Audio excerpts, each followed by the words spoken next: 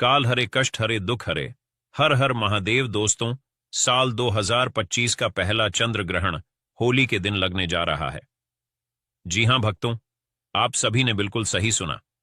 होली के दिन 14 मार्च 2025 को साल का सबसे बड़ा और पहला चंद्र ग्रहण लग रहा है। और यह चंद्र ग्रहण सिंह राशि पर लग रहा है और उत्तर फाल्गुनी नक्षत्र में घटित होगा।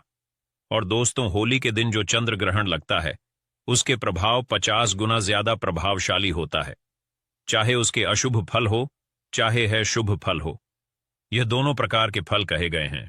इसके प्रभाव मानव जीवन में अवश्य देखने को मिलते हैं। तो कैसे होली मनाया जाएगा? होली मनाए या नहीं? क्या अगले दिन होली मनानी होगी? आपके सभी संदेह दूर करूंगा। और दोस्तों, किस राशि की चमकेगी? किस्मत कौन सी राशि बनेंगे? धनी कौन से राशि को मिलेगा? कष्ट आज के इस वीडियो में बताऊंगा। दोस्तों, सबसे पहले जान ले, जो चंद्र ग्रहण है यह भारत में दिखाई देगा कि नहीं। तो ध्यान से सुने दोस्तों, साल 2025 का पहला चंद्र ग्रहण 14 मार्च को लगेगा। यह ग्रहण फाल्गुन शुक्ल पूर्णिमा के दिन घटित होगा। ग्रहण प्रारंभ होने का समय सुबह 10:04 पर होगा और ग्रहण समाप्त होने का समय दोपहर 2:18 होगा। इसका मतलब यह है कि इस ग्रहण की कुल अवधि 3 घंटे 37 मिनट की होगी और यह होली के दिन चंद्र ग्रहण लगेगा। लेकिन दोस्तों, इसके कुप्रभाव जान ले। इसके कुप्रभाव पूरे भारतवर्ष में रहेंगे। ये जो चंद्र ग्रहण है अमेरिका, जापान, रूस, आयरलैंड, इंग्लैंड, स्पेन, पुर्तगाल इत्यादि जो फॉरेन कंट्री कहे गए, वहां पर बहुत ही आसानी से देखे जा सकते हैं। दोस्तों, इसके कुप्रभाव मानव जीवन पर अवश्य पड़ेगा। देखिए दोस्तों, जो राहु और केतु हैं, सूर्य और चंद्रमा जैसे पवित्र जो तारा कहे गए, जो कि संपूर्ण संसार को प्रकाशित करता है। दोस्तों, हम तो साधारण से मनुष्य हैं, इसलिए दोस्तों, इनके ग्रास से बचने के लिए, इनके कुप्रभाव से बचने के लिए इस वीडियो में हमने बहुत सारे उपाय बताए हैं। सो वीडियो में बताए गए उपाय को अवश्य फॉलो करना। और वीडियो में हमने दोस्तों, जो कि चंद्र ग्रहण सूर्य ग्रहण के समय संसार के जितने भी देवी असुरी शक्ति होते हैं, ये दोस्तों बिल्कुल ही मुक्त हो जाते हैं। तो इस समय अगर कोई भी उपाय करते हैं, टोटके करते हैं, धन प्राप्ति करने के लिए मंत्र का जाप करते हैं, उसके प्रभाव 100% अवश्य मिलते हैं। सो दोस्तों, जिन्हें धन की कामना, 100 महालक्ष्मी जी का मंत्र इस समय अवश्य करना। इस वीडियो में बहुत सारी जानकारी बताऊंगा। वीडियो को ध्यान से देखिए, ध्यान से सुनिए, तब आपको समझ में आएंगे। वीडियो में आगे बढ़ने से पहले, जानकारी बताने से पहले सभी दर्शकों से गुजारिश करना चाहूंगा, अभी तक वीडियो को लाइक नहीं किए तो वीडियो को लाइक जरूर कर देना और कमेंट बॉक्स में ओम नमः शिवाय, हर हर महादेव जरूर लिख दीजिए, क्योंकि भगवान भोलेनाथ ही हमें ग्रहण के कुप्रभाव से बचाएगी। श्री शिवाय टीवी चैनल पर आपको सबसे सटीक जानकारी मिलती है। इस बात की पुष्टि आप ही लोगों द्वारा की गई है। कमेंट बॉक्स में भगवान भोलेनाथ जरूर लिखें। आप सभी से हाथ जोड़कर निवेदन है, क्योंकि इसे कालों का काल महाकाल कहे जाते हैं। तो आइए जानते हैं तो कौन सी बातों का ध्यान रखें। तो ग्रहण के दौरान किसी भी तरह की यात्रा करने से बचे, क्योंकि ग्रहण के समय में यात्रा करने से दुर्घटना के चांस बढ़ जाते हैं, क्योंकि यह काल का योग कहा जाता है। तो ग्रहण के समय यात्रा करने से व्यक्ति की अकाल मृत्यु होने का खतरा रहता है। या फिर ग्रहण के समय में आप यात्रा कर रहे हैं तो जो भी आपके इष्ट देव महाराज हैं उनका ध्यान करें। सूतक काल के दौरान घर पर ही रहे, घर से बाहर नहीं निकलना है और कोशिश करें ग्रहण की रोशनी आपके घर के अंदर प्रवेश ना करें। अर्थात आप जो है ग्रहण के पहले ही आप जो है अपने घर में घुस जाइए, घर से बाहर मत निकले, क्योंकि ग्रहण की रोशनी आपके शरीर पर पड़ेगी तो आपके शरीर को निरोग बना सकते हैं। सूर्य ग्रहण की तरह जो चंद्र ग्रहण होता है, इसमें इसे नग्न आंखों से नहीं देखना चाहिए। आप में से अधिकतर ऐसे हैं जो कि ग्रहण को नग्न आंखों से देखते हैं। ऐसा माना जाता है ग्रहण को नग्न आंखों से देखने पर व्यक्ति की बर्बादी आती है, व्यक्ति के जीवन में तबाही आती है। तो इस बात का विशेष रूप से ध्यान रखें और ग्रहण से पहले और ग्रहण के बाद स्नान अवश्य करना चाहिए। कहा जाता है कि ऐसा करने से ग्रहण का कोई भी नकारात्मक प्रभाव नहीं रहता। सूतक काल के दौरान कुछ भी खाने पीने से बचना चाहिए। जब सूत काल लग जाएंगे तो आपको खाने पीने से बिल्कुल ही परहेज करना चाहिए। और अगर ग्रहण से पहले कुछ भोजन बच गया हो तो ग्रहण खत्म होने के बाद इसका सेवन ना करें। नया भोजन बना करके आप सेवन कर सकते हैं। और अगर आप इस प्रकार के भोजन को सेवन करते हैं तो यह आपके शरीर में बीमारी लाते हैं। यह आपकी कुंडली में दुर्भाग्य को लेकर के आते हैं, आपके जीवन में बर्बादी लेकर के आते हैं। अब आप में से अधिकतर लोग बोलेंगे कि बचे हुए खाने का इसका क्या करें। एक काम करें, बचे हुए जो खाने पीने की चीजें हैं, भोजन है, आप गौ माता को दे दीजिए। वहां पर जो पशु है आप उनको खिला दीजिए। या फिर अगर आप स्वयं खाना चाहते हैं तो तुलसी के दल उसमें डाल करके खा सकते हैं। लेकिन मेरी सलाह है कि इस प्रकार के भोजन का सेवन ना करें। इस प्रकार के भोजन हमारे लिए स्वयं के लिए विनाशकारी हो जाता है। देखिए भक्तों, हम तो सिर्फ सलाह दे सकते हैं, समझा सकते हैं, उपाय बता सकते हैं, बाकी आगे आपकी मर्जी। चंद्र ग्रहण के दौरान गर्भवती महिला रखें।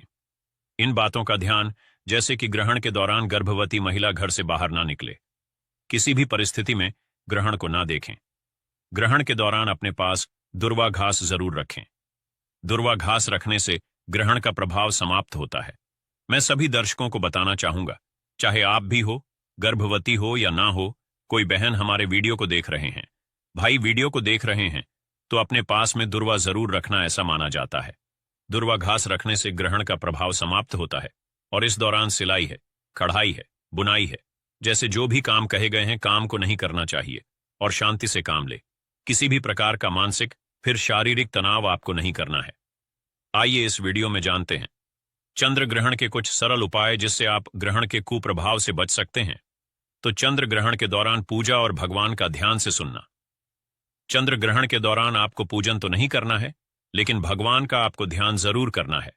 जो भी आपकी इष्ट देव, आप उनका ध्यान कर सकते हैं। चंद्र ग्रहण के दौरान कुछ भी खाने पीने से आपको बचना चाहिए, कुछ भी बिल्कुल ही मत खाना। और चंद्र ग्रहण के बाद स्नान और दान का काफी खास महत्व है। मान्यता है कि चंद्र ग्रहण के दिन गंगा नदी में स्नान करने के बाद अगर दान करते हैं तो काफी ज्यादा शुभ माना जाता है। अगर गंगा नदी नहीं है तो जो ग्रहण से पहले नहाने की परंपरा है और ग्रहण के बाद नहाने की परंपरा है, हमारे शास्त्रों में तो एक काम करना, ग्रहण के बाद या फिर ग्रहण के पहले नहाने तो 2 से 4 बूंद गंगा जल की आपको डाल देना है। इसके बाद आप जो है नहा सकते हैं। गंगा नदी में स्नान करने का ही आपको पुण्य प्राप्त होगा। आइए इस वीडियो में जानते हैं चंद्र ग्रहण का 12 राशि पर क्या प्रभाव पड़ेगा और इससे बचने के सरल उपाय भी वीडियो में जानेंगे। लेकिन उससे पहले निवेदन है, श्री शिवाय टीवी चैनल को सब्सक्राइब जरूर कर लेना। तो सबसे पहली है मेष राशि। आपकी राशि पर इसका प्रभाव अशुभ बताया जा रहा है और इसी के साथ किसी भी प्रकार की आपको घात हो सकती है। ध्यान रहे, आपको ग्रहण के समय में घर से नहीं निकलना है। दूसरा है वृषभ राशि। इस राशि पर इसका प्रभाव अशुभ रहेगा। आपको किसी भी प्रकार की हानि हो सकती है, आपको सावधान रहना है। मैं आप लोगों को इससे बचने का उपाय भी वीडियो के आखिर में बताऊंगा। मिथुन राशि। आपकी राशि पर यह चंद्र ग्रहण लाभकारी है, आपको किसी भी प्रकार का लाभ हो सकता है।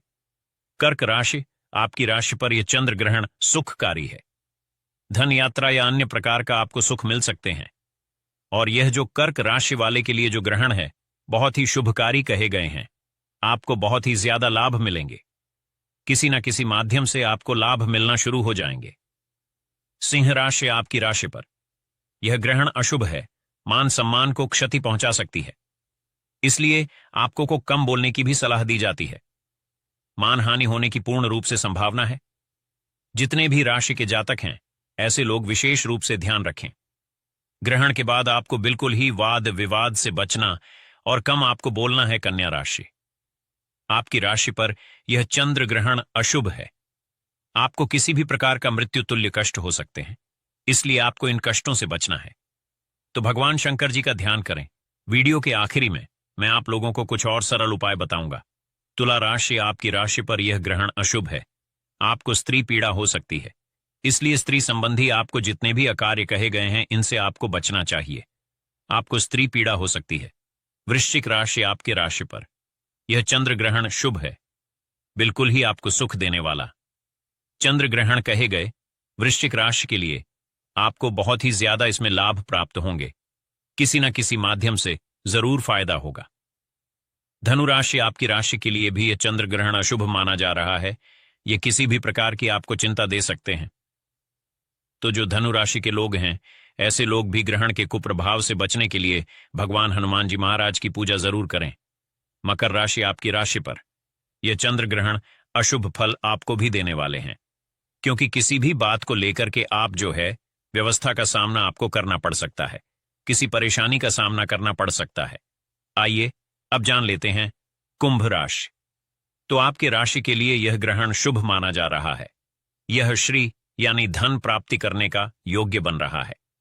जितने भी कुंभ राशि हैं इनके लिए धन प्राप्त करने का सबसे अच्छा समय रहेगा। इसके बाद है मीन राशि, जो कि अंतिम राशि है। तो आपकी राशि पर यह चंद्र ग्रहण अशुभ असर देने वाला माना जा रहा है या किसी भी प्रकार की आपको क्षति पहुंचा सकता है। तो जितने भी मीन राशि के लोग हैं ऐसे लोग भी सावधान हो जाएं।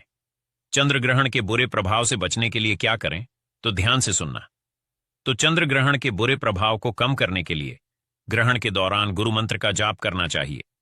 आपको गुरु मंत्र जो भी मिले, जैसे कि आपको गुरु मंत्र में बहुत से लोगों को गायत्री मंत्र दिया जाता है, श्री राम मंत्र दिया जाता है या फिर देवी माता के मंत्र दिया जाता है, तो आप इन मंत्रों का जाप कर सकते हैं। गुरु से अगर आपको मिले हैं, तो अगर आपके गुरु नहीं है तो भगवान शंकर जी को गुरु मान करके इनके मंत्र का जाप कर सकते हैं। और ज्योतिष शास्त्र के अनुसार, ज्योतिष के अनुसार अगर देखा जाए तो गुरु ग्रह के आप जो बीज मंत्र का भी अगर जाप करते हैं तो ग्रहण के कुप्रभाव से आपको बचाते हैं, क्योंकि गुरु ग्रह को ग्रहों का स्वामी कहा जाता है या गुरु कहा जाता है, और इसे ग्रहों का ताला कहा जाता है। बिल्कुल, इसे ग्रहों का ताला कहा जाता है। तो आपको गुरु ग्रह को मजबूत करना है। जिनके गुरु मजबूत होते हैं ऐसे व्यक्ति को फिर किसी भी प्रकार का कोई हानि नहीं होते। तो गुरु ग्रह की बीज मंत्र नोट करके रखिए। ओम ग्राम ग्रीम ग्रम सह गुरुवे नमः। एक बार फिर से ध्यान से सुनिए। ओम ग्राम ग्रीम ग्रम सह गुरुवे नमः। ये गुरु मंत्र है। जितना ज्यादा आप इनका जाप करेंगे उतना ही ज्यादा आपको इसका अच्छे रिजल्ट मिलेंगे। इसके अलावा ग्रहण के दौरान आप जो है महामृत्यु जय मंत्र का जाप कर सकते हैं। साथ ही ग्रहण के दौरान मुंह में तुलसी का पत्ता रखना चाहिए। ऐसा माना जाता है, वीडियो ध्यान से सुनिए, ग्रहण के समय मुंह में तुलसी के पत्ता रखने से ग्रहण का प्रभाव व्यक्ति के ऊपर में नहीं पड़ता, क्योंकि तुलसी माता को पवित्र कहा जाता है। इसके सामने में कोई भी नकारात्मक शक्ति टिक नहीं पाते। ग्रहण क्या है? एक प्रकार की नकारात्मक शक्ति है। इस समय आसुरी शक्ति विद्यमान हो जाते हैं, बढ़ जाते हैं। तो शास्त्रों के अनुसार ग्रहण लगने से पहले स्नान करना चाहिए और ग्रहण के बाद भी शुद्धिकरण करने के लिए स्नान करना चाहिए। इससे तन और मन दोनों की शुद्धता होती है।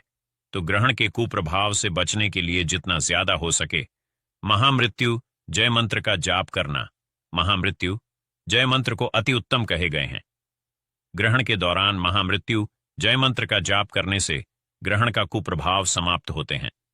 इसी के साथ अगर आपको गुरु के द्वारा गायत्री मंत्र प्राप्त है या फिर गायत्री मंत्र आपको मुख ग्रह हैं, अर्थात आपको याद है, तो गायत्री मंत्र का भी जाप कर सकते हैं। बहुत ही लाभकारी कहा गया है। इसी के साथ सभी दर्शकों को बताना चाहूंगा, ग्रहण के पूरे समय में आपको एक बात का विशेष ध्यान रखना है। ग्रहण के समय में आपको सोना नहीं है। ऐसा माना जाता है जो व्यक्ति ग्रहण काल में सोते हैं ऐसे व्यक्ति हमेशा फिर बीमार पड़े रहते हैं। ऐसे व्यक्ति को भविष्य में चल करके असाध्य बीमारी हो जाती है, जैसे कि कैंसर है, टीबी है, भयानक ऐसी ऐसी बीमारी होती है जिससे व्यक्ति की इलाज होना असंभव है। तो कोशिश करें कि ग्रहण के समय में बिल्कुल ही आप ना सोए, और सोते भी हैं तो भगवान की बीज मंत्रों का ध्यान करके सोना चाहिए।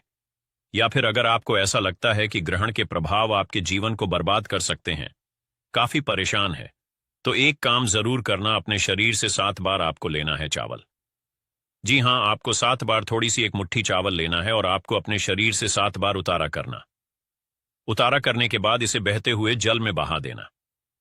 तो इससे भी ग्रहण के जो कुप्रभाव होते हैं वह भी समाप्त हो जाते हैं।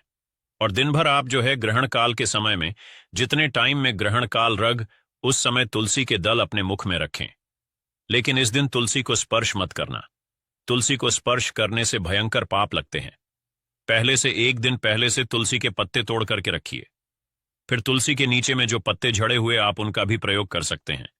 मुख में दबा करके रखने से ग्रहण का प्रभाव समाप्त हो जाते हैं, अर्थात आपके ऊपर में नहीं पड़ते। तो आशा करता हूं कि श्री शिवाय टीवी चैनल में बताया गया छोटी छोटी जानकारी आपके जीवन में कल्याणकारी साबित जरूर होंगे, मंगलमय साबित जरूर होंगे। तो ये जानकारी कैसा लगा हमें कमेंट सेक्शन में जरूर बताइएगा। दर्शकों, आज की जानकारी यहीं पर समाप्त करता हूं। मैं प्रार्थना करूंगा सभी दर्शकों को कि इस वीडियो को अपने तक सीमित मत रखना। होली के दिन लगने की वजह से यह ग्रहण महत्वपूर्ण है। इसे आगे जरूर शेयर करना हो सकता है। आपके द्वारा शेयर किए गए वीडियो किसी की जिंदगी को बर्बाद होने से बचा ले। वीडियो देखने के लिए आप सभी दर्शकों का धन्यवाद। श्री शिवाय दोस्तों, होली के त्योहार को बुराई पर अच्छाई की जीत समझा जाता है। बुराई पर अच्छाई का त्योहार बताया जाता है। होली के दिन हर तरह के पेड़ पौधे, जीव जंतु, यह सब चैतन्य रहते हैं, जागृत अवस्था में रहते हैं। दोस्तों, दम है तो होली के दिन रात 12 बजे इस पौधे को छूकर आ जाना है। छप्पर फाड़ धन बरसेगा। दुनिया का कोई व्यक्ति आपको धनवान बनने से नहीं रोक पाएगा। दोस्तों, होली के दिन यह 5 पेड़ जागृत अवस्था हो हैं और एक पौधे को स्वयं भगवान अर्थात स्वयं नारायण ने जब हिरण्यकश्यप का वध किया, तो असुर का वध किया, तो उन्हें आशीर्वाद दिया कि होली के दिन मैं तुम पर निवास करूंगा। दोस्तों, होली का पर्व बहुत सुंदर पर्व होता है। इस समय समाज में लोग उच्च नीच, गरीबी अमीरी के मतभेदों को भूल करके आपसी प्रेम करते हैं। दोस्तों, यह खेती किसान का भी पर्व समझा जाता है। ये जो होली का पर्व है, त्योहार है, किसान का पर्व समझा जाता है, क्योंकि इस समय की होली में भुना जाता है। दोस्तों, होली उत्साह और उमंग से भरा त्योहार होता है और खास करके विष्णु भक्त के लिए यह त्योहार बहुत ही सुंदर होता है। होली के दिन विष्णु भक्त व्रत भी रखते हैं। होली का दहन के लिए लोग महीने भर पहले से ही तैयारी में जुट जाते हैं और सामूहिक रूप से लोग लकड़ी है ये सब इकट्ठा करते हैं। आप इकट्ठा करते हैं कि नहीं करते हैं? आप हमें कमेंट सेक्शन में जरूर बताना। दोस्तों, फलगंज शुक्ल पूर्णिमा दिन संध्या काल में भद्र जब दोष रहित हो, तो इस समय दहन किया जाता है। होली जलाने से पूर्व होलिका माता की सब विधि विधान से पूजा करते हैं। अग्नि है, भगवान नारायण है, इनकी भी आहुति दी जाती है। होलिका दहन के दिन पवित्र अग्नि के चारों ओर लोक नृत्य करते हैं और लोकगीत का आनंद भी लेते हैं। और इस दिन राधा कृष्णा की लीला जो बराज में है, यह अधिक होती है। राधा कृष्णा की जो लीला, यह बराजा में गूंजती है। दोस्तों, होलिका दहन के दिन लोग अपने घर में खीर, मालपुआ और कई तरह के व्यंजन बनाते अपने घर की कुल देवी देवताओं को चढ़ाते हैं। क्या आप ऐसा करते हैं कि नहीं? आप हमें कमेंट सेक्शन में जरूर बताना। दोस्तों, होली के पूर्व संध्या में होली का दहन किया जाता है और इसके पीछे एक प्राचीन कथा भी है कि द्वितीय का पुत्र हिरण्यकश्यप भगवान विष्णु से घोर शत्रुता रखता था। उसने अपनी शक्ति के घमंड में आकर कि स्वयं को ईश्वर कहना अपने आप को शुरू कर दिया और अपने राज्य में घोषणा करा कि केवल उसी की पूजा की जाएगी और अपने राज्य में यज्ञ है, आहुति है, देवी देवताओं की करवाना बिल्कुल ही बंद कर दिया और संत पुरुषों को प्रताड़ित करने लगा। दोस्तों, हिरण्यकश्यप का पुत्र भक्त प्रहलाद भगवान विष्णु का परम भक्त था। पिता के लाख कहने के बावजूद भी भक्त प्रहलाद विष्णु की भक्ति में लीन रहता था। हिरण्यकश्यप ने अपने पुत्र को मारने की भी कई बार कोशिश की, कई बार योजना बनाई, परंतु भगवान स्वयं उनकी रक्षा करते थे। बाल भी बांका नहीं कर पाया। असुर राजा की बहन होलिका को भगवान शंकर ने एक ऐसी दी थी जिससे ओढ़ने पर अग्नि से जला नहीं सकती थी, और इसका नाम क्या था? होलिका। होलिका उस चादर को ओढ़कर प्रहलादा को गोद में लेकर के चिता पर बैठी थी। दोस्तों, दिव्य योग से प्राचीन समय की बात है। दिव्य योग से वह चादर ओढ़कर भक्त प्रहलादा के ऊपर आ गई और होलिका के ऊपर से निकल गई, जिससे प्रहलाद की जान बच गई और होलिका माता जल गई। होलिका दहन, होली जला करके होलिका नामक दुर्भावना का अंत और भगवान द्वारा भक्त प्रहलाद की रक्षा का जश्न मनाया जाता है। चलिए दोस्तों, मैं आप लोगों को इस वीडियो के माध्यम से बताने का प्रयास करूंगा कि ऐसा कौन सा पौधा है जिसे होली के दिन आपको स्पर्श करके आना है, छू करके आना है, और इस पौधे को स्वयं सिंहदेव ने आशीर्वाद दिया था। कैसा आशीर्वाद दिया, थोड़ा सा कथा के माध्यम से बता दूं। दोस्तों, वीडियो में आगे बढ़ने से पहले, जानकारी बताने से पहले सभी लोगों से निवेदन करना चाहूंगा, अभी तक वीडियो को लाइक नहीं किया है, आप हमारी वीडियो को देख रहे हैं, आप हमारे व्यूवर्स नहीं बल्कि आप हमारे परिवार का हिस्सा है। आप हमारे परिवार के लोग हैं। जो भी मन में डाउट है, जो भी समस्या है, जो भी प्रॉब्लम है, बॉक्स में बिल्कुल ही पूछिए। ऑनलाइन आने पर हमारे द्वारा या हमारे टीम के द्वारा बिल्कुल ही आपकी मदद की जाएगी। और हाँ, कमेंट बॉक्स में ओम नमो भगवते वासुदेवाय नमः लिखना ना भूलना, और आप चाहे तो हैप्पी होली भैया भी लिख सकते हैं। तो दोस्तों, जिस पौधे के बारे में मैं बताने जा रहा हूं, इस पौधे को स्वयं नरसिंह देव ने आशीर्वाद दिया था। जब भगवान नरसिंह कश्यप को मार दिया, तो देखिए असुर रूपी हिरण्य कश्यप को मारने के पश्चात, क्योंकि भगवान ने नाखून के माध्यम से हिरण्य कश्यप को नरसिंह देव ने मारा था। और दोस्तों, जिस पौधे के मारे नरसिंह देव ने मारा था और भगवान नरसिंह जी के नाखून में हिरण्य कश्यप को मारने के पश्चात असुर रूपी रक्त उनके हाथ में बहुत ही खुजली करने लगा। जब असुर रूपी रक्त उनके हाथ में खुजली करने लगा, प्रभु नरसिंह के हाथ में खुजली करने, तो नरसिंह जी ने अपनी खुजली को शांत करने के लिए एक वृक्ष है, जिस वृक्ष पर अपने नाखून को गाड़ दिया। इससे नरसिंह जी की खुजली तो शाह हो गई, किंतु वह वृक्ष दर्द से कराह नहीं लगा और उस वृक्ष ने प्रार्थना की, भगवान आपने अपनी तो शांत कर ली, और यह असुर रूपी जो रक्त है, यह हमारे पेड़ पर हम पर लाकर के आपने छोड़ दिया है। ऐसा समझा जाता है होली का। माता को ब्रह्मदेव का आशीर्वाद हासिल था। होली चाहे तो किसी को भी भस्म कर सकती थी। चाहे कि राख को अपने घर में रखते हैं, तो यह बड़ी से बड़ी आपके घर में किसी भी तरह की नकारात्मक शक्ति हो, उसे भस्म करने का काम करेगी। चलिए, इस समय आप लोगों को 10 गुप्त एवं चमत्कारिक उपाय बता दूं। इससे पहले आप सभी लोगों से निवेदन करना चाहूंगा, वीडियो पसंद आएगी तो वीडियो को लाइक जरूर करना, और इस वीडियो को अपने फायदे के लिए पूरा जरूर देखना, क्योंकि दोस्तों, अधूरा ज्ञान हमेशा खतरनाक साबित होता है। मन में कोई डाउट है, कोई क्वेश्चन है, कमेंट बॉक्स में बिल्कुल ही पूछे। आपकी मदद की जाएगी। समग्र ज्ञान एक चैनल नहीं, बल्कि आप सभी दर्शकों का परिवार है।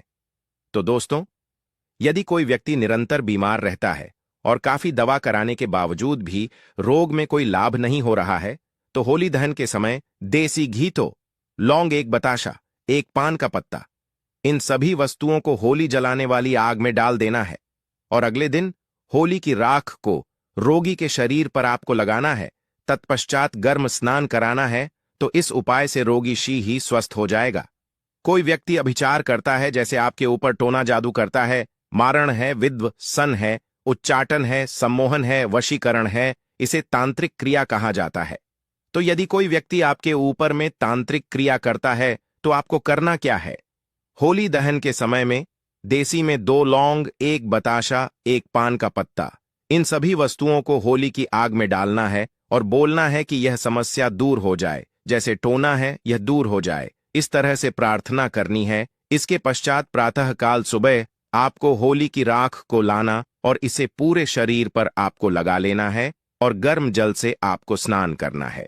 तत्काल आप देखेंगे आपके ऊपर में किया तंत्र विकार, टोना जादू, भूत प्रेत, यह सब भस्म हो जाएंगे और आप स्वस्थ हो जाएंगे। यदि किसी माता बहन का पति दूसरी महिला के संपर्क में रहता है, तो आप होली पर उपरोक्त सामग्री, जैसे अभी हम लोगों को ऊपर जो सामग्री बताई है, उपरोक्त सामग्री आपको लेनी है और 7 बार होली की जलती आग की आपको परिक्रमा करनी है। परिक्रमा करते समय एक घूमती चक्र अपने पति का नाम लेकर आग में डाल देना है। यदि आप ऐसा करते हैं, तो यदि आपका पति किसी दूसरी महिला के संपर्क में है, वह बिल्कुल ही वापस आ जाएंगे, उनके संपर्क को छोड़ देंगे। और हाँ, यदि आपको ऐसा प्रतीत होता है कि किसी ने आपके ऊपर तांत्रिक उपाय करवा दिया है, तो आप होलिका दहन के समय देसी घी में 2 लौंग, 1 बताशा, 1 पान का पत्ता, थोड़ी सी मिश्री, इन सभी वस्तुओं को होली जलने वाली आग में डाल देना है। अगले दिन होली की राख को चांदी की ताबीज में भरकर कि में धारण कर लेना है, तो तांत्रिक असर बिल्कुल ही निष्क्रिय हो जाएगा। यदि कोई व्यक्ति आपका लिया हुआ धन वापस नहीं कर रहा है, तो आप होली जलने वाले स्थान पर, जहां पर होली जल ले जाती है, उस स्थान पर अनार की लकड़ी से उस व्यक्ति का नाम लिखना है। किसमें लिखना है? भोजपत्र में लिखना है, और होली का माता से अपना धन वापसी का निवेदन करते हुए उस नाम थोड़ा सा गुलाल उस पर छिड़कने के पश्चात आपको होली की आग में डाल देना है। बिल्कुल ही आपका धन वापस मिल जाएगा। दोस्तों, यदि आप किसी से शत्रुता करना चाहते हैं, तो होलिका दहन के अगले दिन उसी स्थान पर रात्रि 12 बजे जाकर होली जलने वाले स्थान पर अनार की लकड़ी से भोजपत्र पर उस व्यक्ति का नाम लिखना है। फिर उसे बायों हाथ से मिटा देना है, उस स्थान की थोड़ी सी राख लाना है और अगले दिन उसके सिर पर उस राख को डाल देना है। तो करते हैं तो वह व्यक्ति आपके प्रति शत्रुता का जो भाव रखता है, दुश्मनी का भाव रखते हैं, वह समाप्त हो जाएगा। और भी इसके जबरदस्त चमत्कारिक एवं गुप्त उपाय बताऊंगा। वीडियो को आधे बीच में छोड़ करके नहीं जाना है। यह 10 मिनट की बनने वाली है। 10 मिनट की जानकारी आपके जीवन को बदल करके रख देगी। यदि आपकी जन्मपत्री में कोई ग्रह दूषित हो तो आप होली दहन के समय देसी घी में 2 लौंग, 1 तासा, 1 पान का पत्ता, इन सभी वस्तुओं को निवाली आग में डाल देना है और अगले दिन उस राग को लाकर के सर्वार्थ सिद्ध योग में, अब ग पर भी सर्च करके देख लेना कि होलिका दहन के समय और होलिका दहन के दिन सर्वार्थ सिद्ध योग कितने बजे हैं। होलिका दहन की सुबह सर्वाधिकार को सर्वाधिपन करना है, इसके पश्चात शुद्ध जल में बहा देना है। तो यदि आपकी जन्म पत्रिका में कोई ग्रह दूषित आपको नुकसान कर रहा है, नुकसान करना बंद कर देगा। यदि आपको राज्य पक्ष से बाधा आ रही है तो आप होलिका के उलटे फेरे प्रारंभ करें। कैसे करना है? जैसे जो लोग राजनीतिक क्षेत्र से जुड़े हुए हैं और आपको कोई बाधा आ रही है तो होलिका आपको सीधे फेरे ना लेकर के आपको उलटे फेरे लेने हैं और प्रत्येक फेरे की समाप्ति पर आंख की जड़ जलती होली में फेंकना है। आंख किसे बोलते हैं? मदार के पौधे को, जिसे हम अकवन के नाम से जानते हैं। तो मदार के पौधे की जड़ जलती होली की है, उसमें आपको फेंक है और उलटे फेरे लेने हैं। और कितने फेरे लेने हैं? इससे हम अशुद्ध हो गए। और हे प्रभु, आपने जो नाखून गाढ़ा है, इसकी पीड़ा हमें दिन प्रतिदिन सताएगी। हमें इसकी पीड़ा सहन नहीं हो रही है। प्रभु, आप हमें इस पीड़ा से मुक्त के लाइए। इस तरह से प्रार्थना करने पर उस वृक्ष की जब प्रार्थना सुनी तो भगवान नरसिंहा ने उस वृक्ष को आशीर्वाद दिया कि हे वृक्ष, मैं तुम्हें आशीर्वाद देता हूं। जब भी होली का समय, होलिका के दिन और पूर्णिमा के दिन मैं तुम पर निवास करूंगा। और पूर्णिमा के दिन और होलिका के दिन जो होली जलाई जाएगी, होलिका के दिन, उस दिन इस वृक्ष पर स्वयं भगवान नरसिंह माता पद्मा के साथ में, अर्थात माता लक्ष्मी जी के साथ में निवास करते हैं। दोस्तों, ऐसा समझा जाता है कि इस दिन यदि सच्चे मन से पूरे भाव के साथ इस वृक्ष से प्रार्थना की जाए, इस वृक्ष से निवेदन किया जाए, तो आपकी सभी तरह के पाप हैं, दोष है, कष्ट है, कलह है, उसे समाप्त कर देंगे। किंतु इस वृक्ष को छूने से पहले कुछ नियम है। इन नियमों का पालन करना जरूरी है और आपको इसका 100% लाभ भी मिलेगा।